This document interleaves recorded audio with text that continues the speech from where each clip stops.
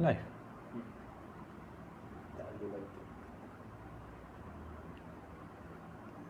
Oh. Ya, dia share.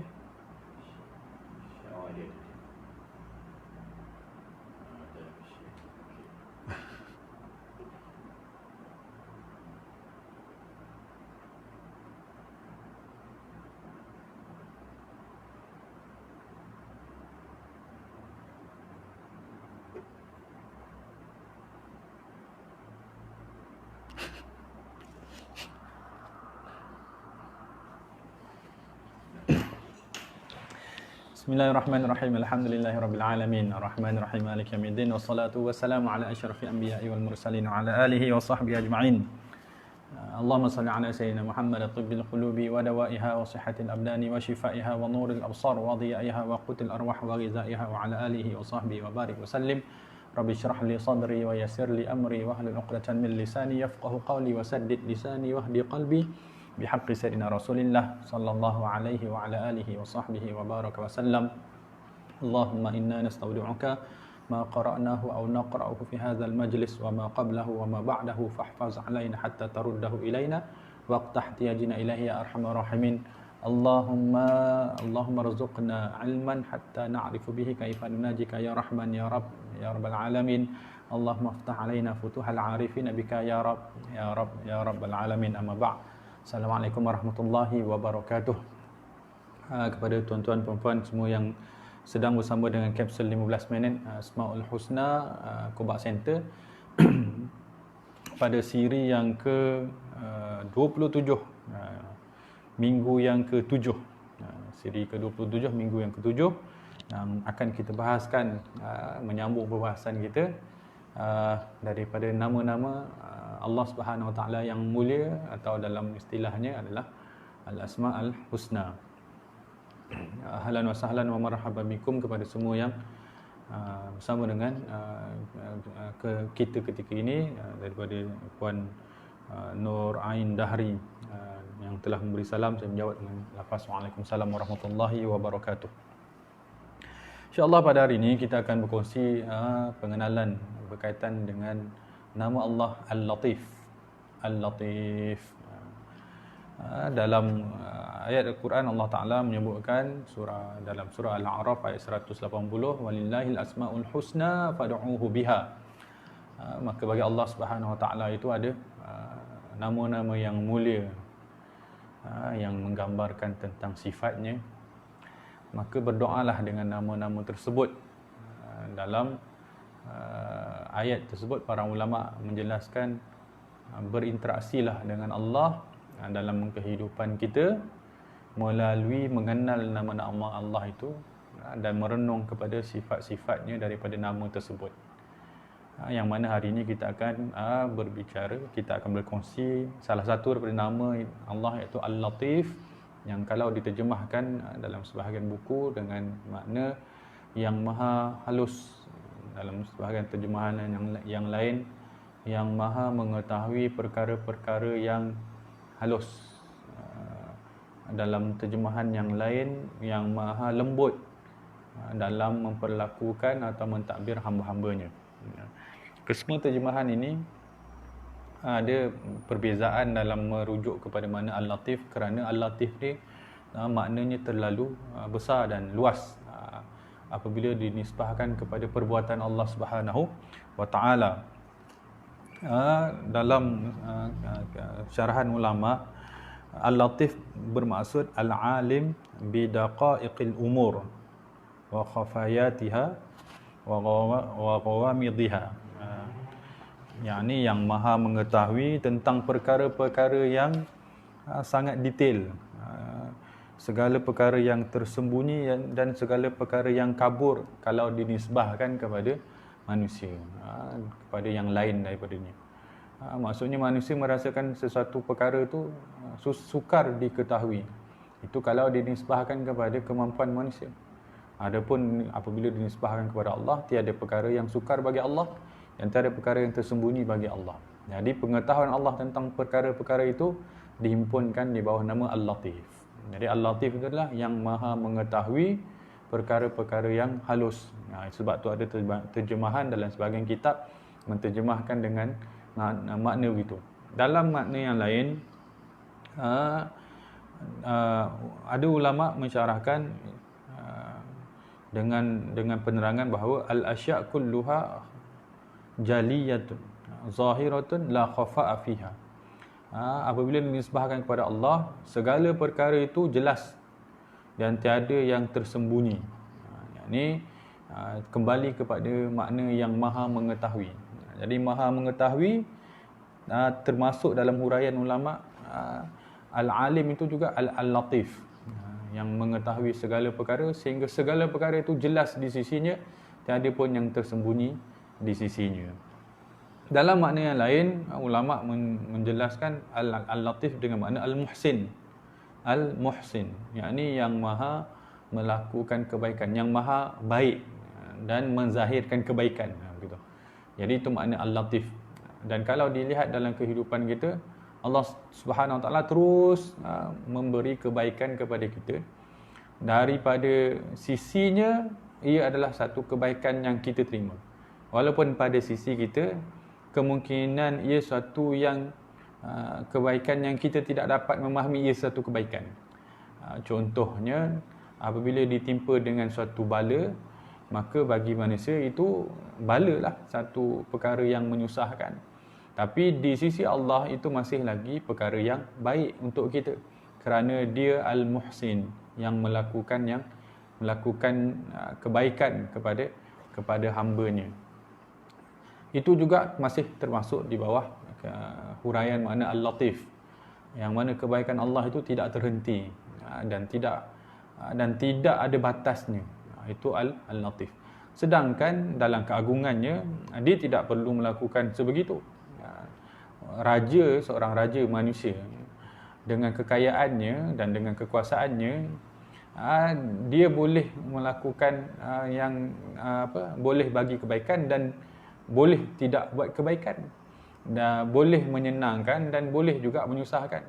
Itu dari sudut kemanusiaan. Tapi Tuhan kita, Allah, menciptakan kita dan terus memberi kebaikan kepada kita. Jadi dalam keagungannya ada kebaikan ataupun ada sifat kalau kita nisbah manusia tu ambil berat, sedangkan dia tak perlu pun untuk melakukan sebegitu. Kalau Allah Ta'ala ini dah ciptakan kita, dia boleh saja biarkan kita begitu saja. Sebab kita ni makhluknya yang bukan pun penting lah, kan? Tapi masih lagi Allah Ta'ala menzahirkan kebaikan buat diri kita. Maka kebaikan Allah dalam keadaan dia tidak perlu melakukan kebaikan, itu kata ulama ada di bawah nama Al-Latif, yang maha lembut, yang tidak membiarkan hamba-Nya dalam keadaan kesusahan atau dalam keadaan kepayahan atau dalam keadaan kesunyian, sentiasa bersama dengan hamba-Nya dalam memberi kebaikan kepada mereka. Itu Al-Muhsin. Kemudian dalam makna lain juga, Allah Ta'ala Al-Latif ini adalah Al-Muzhir lil Jamil dan As-Satir lil Qabih. Allah Ta'ala itu yang menzahirkan yang cantik saja, menzahirkan yang indah dan yang menutup keburukan ataupun perkara-perkara yang tidak baik ataupun perkara-perkara yang bodoh. Itulah maksud Al-Latif, Al-Muzhir lil Jamil dan As-Satir lil Qabih. Apabila dinisbahkan kepada Allah Al-Latif, maka segala perkara itu indah, segala perkara itu baik saja, dan perkara-perkara buruk itu ditutup. Itu daripada sifat, daripada nama Al-Latif. Daripada sudut penghayatan kehambaannya, para ulama menyebutkan ada dua aspek. Aspek yang pertama, pada seorang hamba yang berinteraksi dengan nama Allah Al-Latif, perlu menzahirkan, kalau dalam menjiwai nama Al-Latif ini, maka dia akan menzahirkan nama Al-Latif ini dalam perbuatannya. Maka bagi seorang yang menjiwai nama Al-Latif dalam dirinya, maka akan terzahir pada perbuatannya, yang mana perbuatannya akan melakukan kebaikan dan kelembutan, akan melakukan perkara-perkara yang sopan, akan melakukan perkara-perkara yang menyenangkan orang lain. Itu bagi orang yang menjiwai nama Al-Latif dalam kehidupan. Ketika mana dia mengetahui Allah berlaku lembut kepadanya, maka dia tak akan menyakiti hamba Allah yang lain dengan dia menzahirkan kebaikan dan kelembutan kepada mereka. Jika ada orang yang mampu membuat demikian, maka ulama menyebutkan ada bahagian daripada Al-Latif itu dalam dirinya. Dan tidak sepatutnya juga bagi orang yang ada menjiwai nama Al-Latif itu dalam dirinya membuat kekasaran ataupun membuat keburukan kepada orang lain. Kerana ketika dia melakukan keburukan kepada orang lain, terlepaslah nama Al-Latif itu daripada dirinya. Boleh. Kemudian dari sudut penghayatan aspek yang kedua, dari sudut penghayatan hati. Tadi dari sudut penghayatan perbuatan. Ini dari sudut penghayatan hati. Maka dari sudut penghayatan hati, seorang hamba yang berinteraksi dengan nama Al-Latif, kata para ulama, dia perlu meyakini bahawa setiap perkara yang berlaku kepada dirinya itu diketahui oleh Allah Subhanahu Wa Taala. Ini sebagaimana yang kita sebutkan ketika kita bahaskan nama Al-Alim, yang mana Allah Ta'ala Maha mengetahui tentang dirinya. Bila kita berinteraksi dengan nama Al-Latif pula, kita mengetahui, kita meyakini bahawa Allah Ta'ala mengetahui tentang diri kita tu dengan sehalus-halusnya. Maka bila kita meyakini tentang perkara ini, tidak adalah dalam ungkapan doa kita yang menyebutkan perkara-perkara yang tidak beradab kepada Allah. Seperti, ya Allah, engkau tahu tak, akan setengah orang tu berdoa, sedih sangat dia berdoa tu. Tapi dalam kesedihan tu dia menyebutkan perkara-perkara yang tidak selayaknya bagi Allah. Seperti dia membuka doanya, ya Allah, engkau tahu tak betapa sakitnya aku. Ada hamba-Mu, ya Allah, kalau engkau tahu, ya Allah, ada hamba-Mu di sini yang merintih. Itu ungkapan yang tidak beradab dengan Allah, seakan-akan dia mengatakan Allah Ta'ala tidak mengetahui keadaan dirinya. Dan perkataan itu tidak sepatutnya diungkapkan bagi seorang hamba yang meyakini dengan nama Al-Latif. Kerana Al-Latif itu mengetahui sedetail-detail perkara. Itu dari sudut pertama. Yang kedua, kata ulama, bagi hamba yang menjiwai nama Al-Latif dalam dirinya, maka meyakini segala yang berlaku ke dalam dirinya itu perkara-perkara yang baik. Daripada takdir-takdir yang Allah Ta'ala susunkan ke atas dirinya, itulah daripada perkara-perkara yang baik. Kerana Al-Latif itu maksud Al-Muhsin, yang melakukan, memberi kebaikan. Maka Al-Latif itu menzahirkan bahawa kita ini tidak akan susah dengan takdir hidup Allah. Takdir hidup yang Allah Ta'ala tentukan. Andai kita berasa susah dengan takdir tersebut, dengan ketentuan Allah tersebut, maka ia tidak menyebabkan kita memberontak dengan takdir tersebut. Kerana di sebalik ujian yang berat itu ada kemudahan ataupun adanya kesenangan ataupun adanya keringanan yang telah Allah Ta'ala peruntukkan. Inna ma'al usri yusra. Bersama dengan kesusahan itu ada kesenangan. Maka itu keyakinan yang ada dalam diri seorang hamba yang berinteraksi dengan nama Al-Latif. Al-Latif tu yang maha lembut dalam mentadbir hamba-hambanya. Seberat mana pun ujian yang kita rasakan, yang Allah Ta'ala timpakan ke atas diri kita, kita masih lagi meyakini bahawa ujian itu masih lagi ringan untuk kita. Kerana selain daripada nama Al-Latif, dia juga bermakna Allah Ta'ala itu selain daripada menzahirkan Al-Latif, dia juga menzahirkan As-Salam yang memberi kesejahteraan. Kemudian Al-Was, sebelum ni kita bahaskan Al-Basit yang memberi kelapangan. Maksudnya Allah Ta'ala itu kebaikannya bukan sekadar kebaikan, tapi kebaikannya dengan segala kemudahan.